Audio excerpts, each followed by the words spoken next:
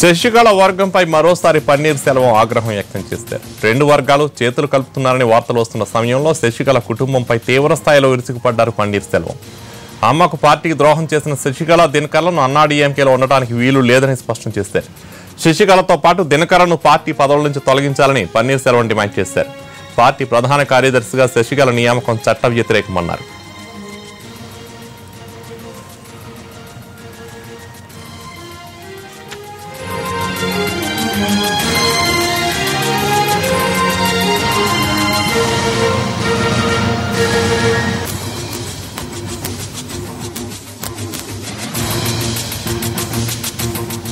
ఉదయం నుంచి అన్నాడీఎంకేలో రాజకీయ పరిణామాలు వేగంగా మారిపోతున్నాయి. నిన్న రాత్రి పన్నీర్ పళనిస్వామి వర్గాలు రహస్య చర్చలు జరిపారు.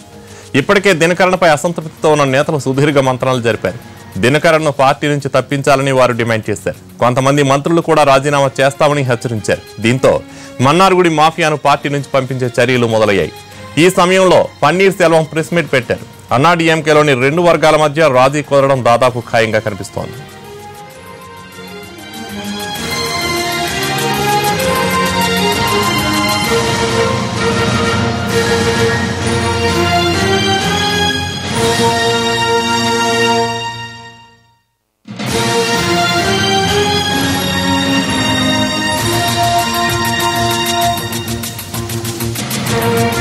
శశికళ వర్గంపై మరోసారి పన్నీర్ సెల్వం ఆగ్రహం వ్యక్తం చేశారు. రెండు వర్గాలు చేతులు కలుపుతున్నారని వార్తలు వస్తున్న సమయంలో శశికళ కుటుంబంపై తీవ్ర స్థాయిలో విరుచుకుపడ్డారు పన్నీర్ సెల్వం. అమ్మ పార్టీకి ద్రోహం చేసిన శశికళ దినకరన్ను అన్నాడీఎంకేలో ఉండటానికి వీలు లేదని స్పష్టం చేశారు. శశికళతో పాటు దినకరన్ను పార్టీ పదవుల నుంచి తొలగించాలని పన్నీర్ సెల్వం డిమాండ్ చేశారు. పార్టీ ప్రధాన కార్యదర్శిగా శశికళ నియామకం చట్ట వ్యతిరేకమన్నారు.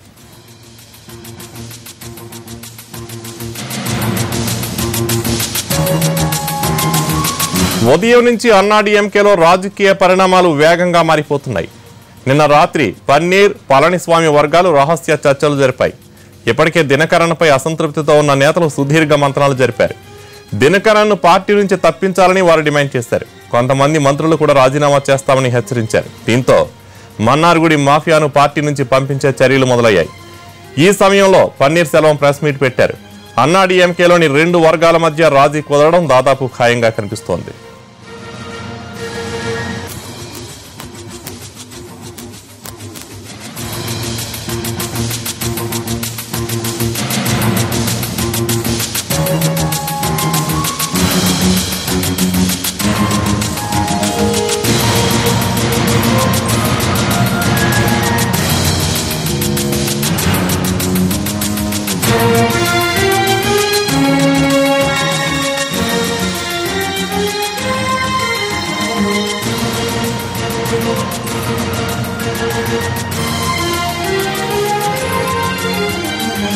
తమిళనాడు పరిణామాలపై పూర్తి వివరాలు మా ప్రతినిధి దినకర్ అందిస్తారు. దినకర్, పన్నీర్ సెల్వం ప్రెస్ మీట్ ను ఎలా అర్థం చేసుకోవచ్చు?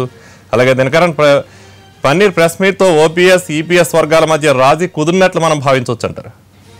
ఈ రోజు ఉదయం మదురై నుంచి ఆయన నేరుగా చెన్నై చేరుకున్నారు. అయితే నిన్న రాత్రి ఆయన చెన్నై చేరుకొని ఓపీఎస్ కు సంబంధించినటువంటి పాయింట్స్ ఏవైతే ఉంటే చెప్తారో, ఆయన డిమాండ్లు ఏవైతే ఉంటాయని ఎక్స్పెక్ట్ చేయడం జరిగింది. అందులో భాగంగానే 3 డిమాండ్లతో ఓ పన్నీర్ సెల్వం ముందుకు వచ్చారు. మొదటి అన్నాడీఎంకే పార్టీ నుంచి శశికళతో పాటు దినకరన్ కూడా ఇద్దరిని తప్పించాలని, అలాగే ఎడప్పాడి పళనిస్వామి సీఎం గా కొనసాగాలని, అలాగే అన్నాడీఎంకే పార్టీ ప్రభుత్వం ఏదైతే ఉందో దాంట్లో ఓ పన్నీర్ సెల్వంకి క్యాబినెట్ లో చేర్చుకోవాలని చెప్పి కూడా 3 డిమాండ్లతో ఉంది. అయితే ఇందాక ఆయన ప్రెస్ తో మాట్లాడినప్పుడు కూడా దాదాపు శశికళ కుటుంబం పైనే ఫైర్ అయ్యారు. ఎందుకంటే పార్టీ పూర్తి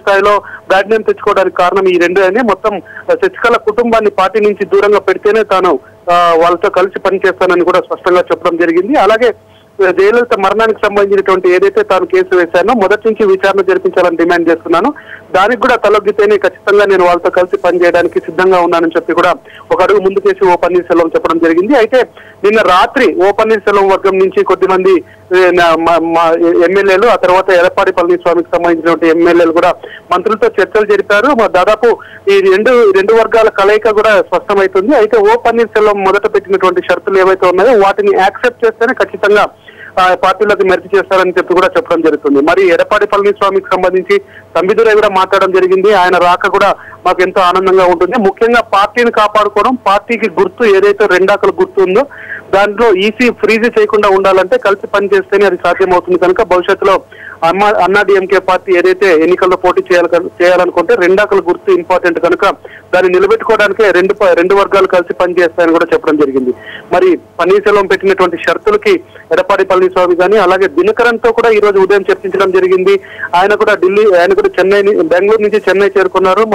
ఆయనకు సంబంధించినటువంటి లాయర్లతో మాట్లాడిన తర్వాత కొద్ది మంత్రులతో కూడా భేటీ అయ్యారు. నిన్న జరిగినటువంటి పరిణామాలన్నింటినీ కూడా అలాగే చర్చలను కూడా దినకరన్ చెప్పడం జరిగింది.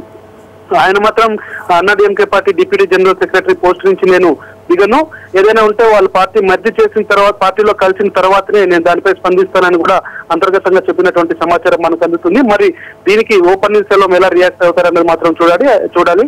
అయితే ఎడప్పాడి పళనిస్వామి మాత్రం దినకరన్ పట్ల అలాగే శశికళ తీరు పట్ల కొద్దిగా అసంతృప్తి వ్యక్తం చేసినటువంటి సందర్భం కొనసాగుతుంది తమిళనాడు రాజకీయాల్లో. మరి దీనికి సంబంధించి ఎలాంటి నిర్ణయాలు బయటకు వస్తాయి, ఈ రోజు సాయంకాలంలోగా రెండు వర్గాలు కూడా చేయి కలిపి ఆ తర్వాత అన్నాడీఎంకే పార్టీ నుంచి శశికళని అలాగే దినకరన్ ని ఏమన్నా బయటికి సస్పెండ్ చేస్తారా లేదా అనేది మాత్రం వేచి చూడాల్సిన పరిస్థితి ఉందని మనం చెప్పుకోవచ్చు. ఏది జరిగినా కానీ ఈ రోజు సాయంత్రం మాత్రం ఖచ్చితంగా ఒక కీలకమైనటువంటి పరిణామం చోటు చేసుకోబోతుంది అన్నాడీఎంకే పార్టీలో మాత్రం చెప్పవచ్చు. Kalyan, thank you Dinakar.